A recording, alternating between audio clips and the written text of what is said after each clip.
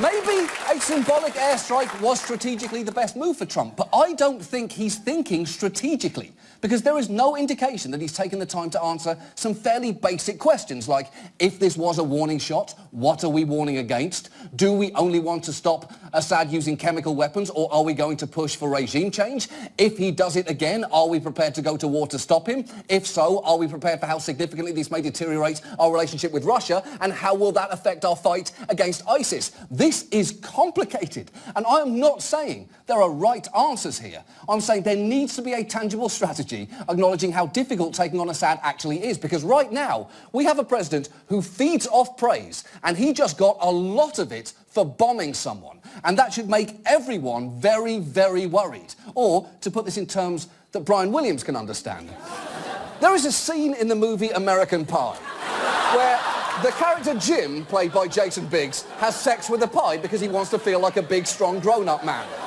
Well, the concern is that if we blindly let him continue down this path, Donald Trump could become that horny teenager, and the whole world could become that pie. So, for now, let's move on. Let's move on to Fox News. A series of Cialis and catheter commercials, occasionally interrupted by an episode of The Five. Fox News has been rocked by sexual harassment scandals recently, and this week brought one of the most damaging yet.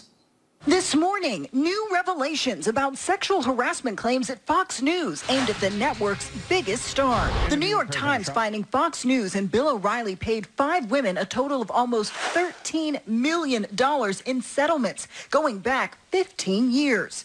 Yes, Bill O'Reilly, who scientists hypothesize is kind of a dense nebula of boner and racism, has been paying out settlements for alleged harassment for years, and the details are pretty disturbing here, with the victims claiming things like verbal abuse, lewd comments, unwanted advances, and phone calls in which it sounded as if Mr. O'Reilly was masturbating.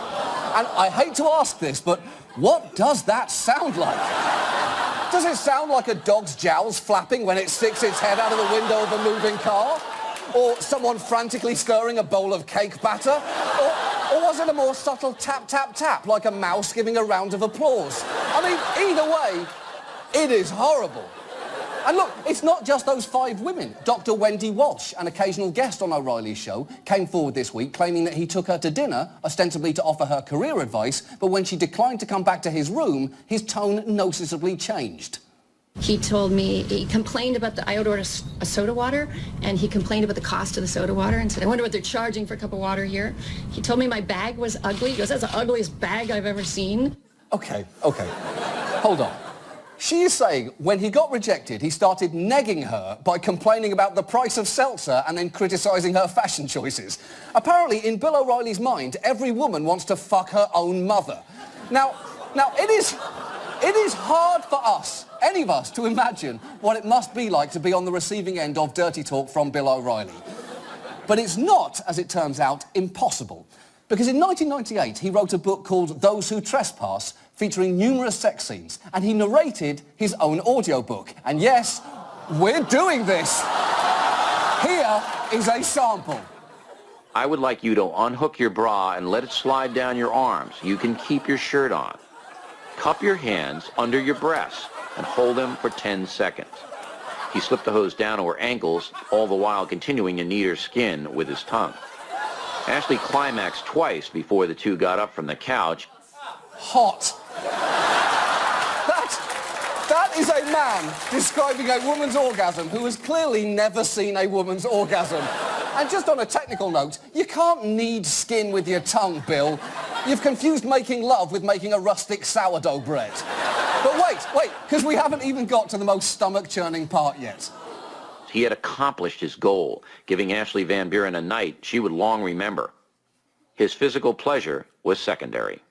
His primary euphoria came from knowing that Ashley was enjoying every bit of his expertise. I am willing to bet that there has never been a fictional character more happy to not actually exist than Ashley Van Buren.